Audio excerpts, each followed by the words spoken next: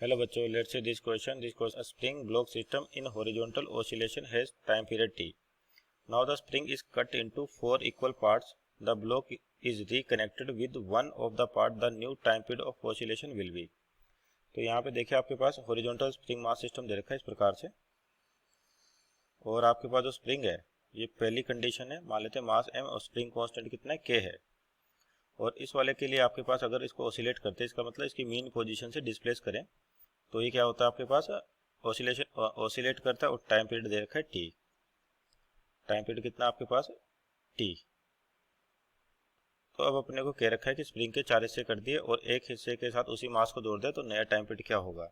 तो यहाँ पर जो की कॉन्सेप्ट होगा आपके पास, की कॉन्सेप्ट ये होगा time period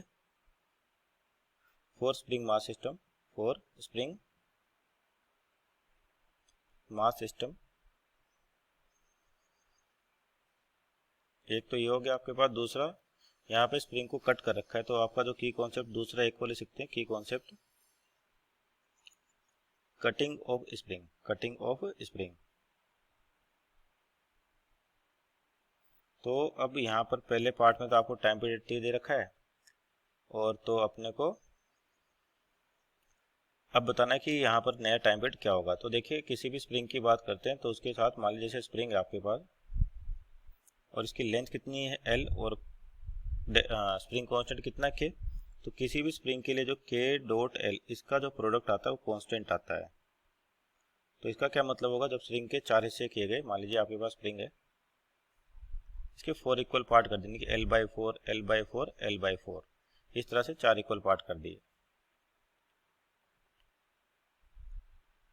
L/4 L/4 L/4। तो नया स्प्रिंग कांस्टेंट क्या हो जाएगा, मान लेते हैं नया स्प्रिंग कांस्टेंट है K1 और सभी के लिए सिमिलर होगा, इक्वल डिवीजन है तो K डॉट एल कांस्टेंट था, इसका मतलब K डॉट एल आपका किसके बराबर K1 L/4। तो इसका मतलब जो नया K1 आ गया SHM कांस्टेंट या स्प्रिंग कांस्टेंट वो है 4K। तो अब आपका time period 2 pi root m/k, ये होता है आपका स्प्रिंग ब्लॉक सिस्टम के लिए टाइम पीरियड। तो यहाँ पर वैल्यू रखे 2 पाई और इसको टी डैश कह देते हैं, 2 पाई रूट m। m तो आपका चेंज नहीं हुआ पर k कितना हो गया, 4K हो गया, 4 टाइम्स k हो गया।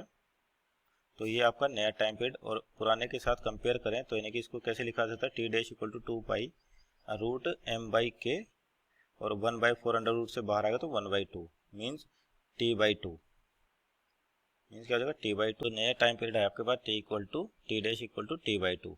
सो our final answer is t/2। Option check करें तो ऑप्शन नंबर आपका 3 इसका राइट आंसर होगा। Hope you understood well, best of luck.